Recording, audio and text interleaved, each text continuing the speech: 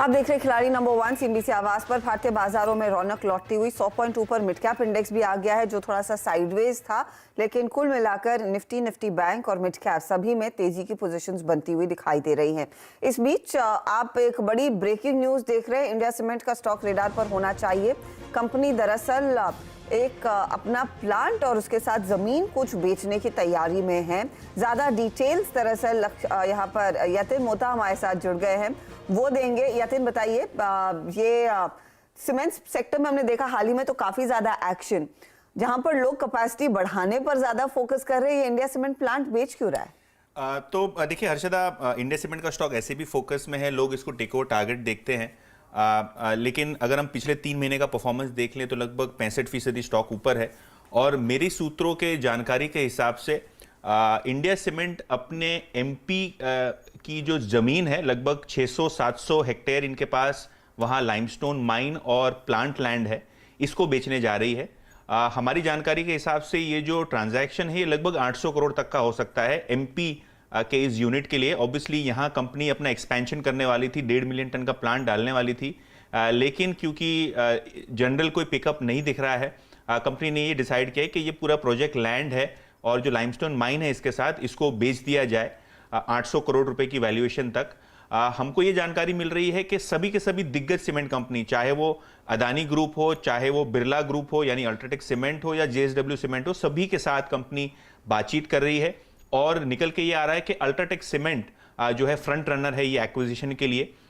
तो ये एमपी के प्लांट की बात हुई। इसके अलावा अगर हम देखें तो इंडिया सीमेंट अपने राजस्थान के एक बंसवाड़ा के एक प्लांट की बेचने की भी योजना बना रहे हैं।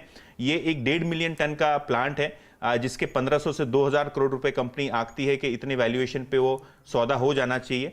तो ब्रॉडली ये जो 2000 से 2500 करोड़ रुपए की एसेट डिस्पोज करने की प्लान है, इससे कंपनी अपनी लॉन्ग टर्म डेट जो है वो नील कर पाएगी। तो अगर कंपनी ये 2 सौदे कर देती है, अपने बंसवाड़ा प्लांट का डिस्पोजल और ये जो एमपी की जो लैंड और माइन एसेट्स हैं ये अगर बेच देते हैं तो 2500 से 3000 करोड़ रुपए तक इनके पास आ सकता है। और इससे सारा का सारा जो लॉन्ग टर्म डेट है वो नील हो सकता है। तो कंपनी की योजना ये है कि प्लांट को बेचा जाए और अपनी जो बैलेंस शीट है उसको मजबूत की जाए। ऐसे माहौल में ऑब्वियसली जब हमने कांटेक्ट किया तो इंडिया सीमेंट से कोई कमेंट नहीं आया। जेएसडब्ल्यू स्टील और जेएसडब्ल्यू सीमेंट ग्रुप ने हमको नो कमेंट्स ऑफर किए पूरे ट्रांजैक्शन पे, और अदानी ग्रुप और अल्ट्राटेक की जो कमेंट्स है वो अभी आना बाकी है। जब आएगी तब हम ऑब्वियसली इसको हमारे शोज में शामिल करेंगे, लेकिन एज ऑफ नाउ सिर्फ जेएसडब्ल्यू सीमेंट की तरफ से ये नो कमेंट्स की टिप्पणी आती हुई। तो हम सब जानते हैं कि इस समय एक रेस मची हुई अल्ट्राटेक और अदानी के बीच में, और क्योंकि आपने इस चर्चा की शुरुआत में पहले मेंशन किया, ऐसी मार्केट में अफवाह थी कि शायद अल्ट्राटेक या फिर अदानी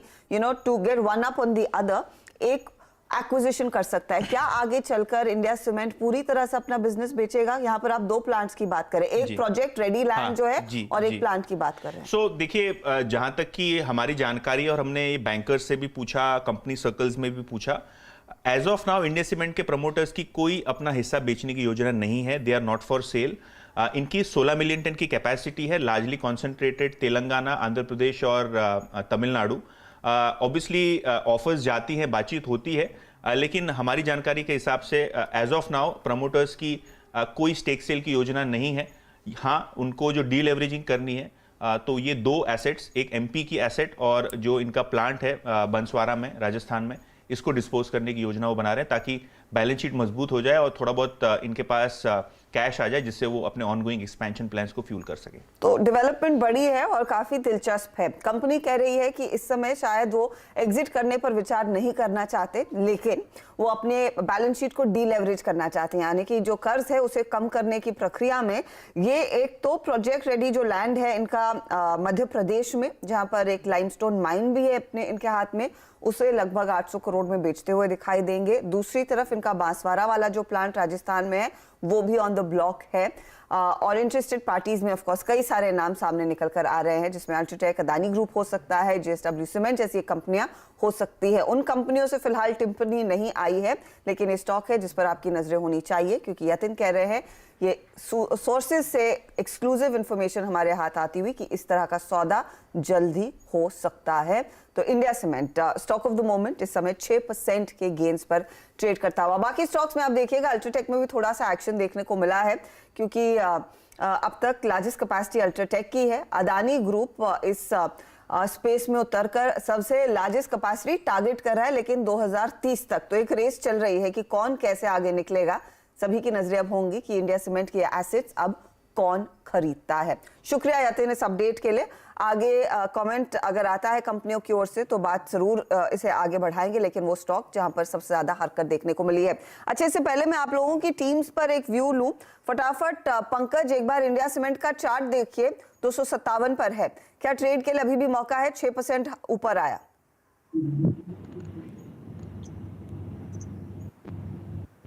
यस मैम, डेफिनेटली इसके अंदर एक पॉजिटिव डाइवर्जन देखने मिल रहा है और स्टॉक मोमेंटम में है, हायर हाइज बनाते जा रहा है। और पिछले काफी दिनों की अगर मूवमेंट देखें तो एक सिंगल साइडेड मूव आई है स्टॉक के अंदर, तो यहीं से भी और 15 से 20% का पोटेंशियल मेरे को दिखता है, लेकिन 2 से 3 हफ्ता वेट करना पड़ेगा उसके।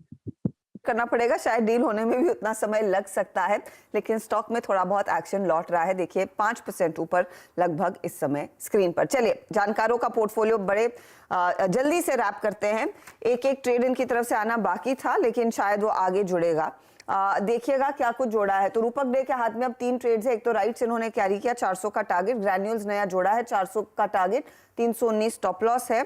और आपका जी शिपिंग 625 के टारगेट के लिए तेजी की, 517 स्टॉप लॉस के तौर पर काम करेगा।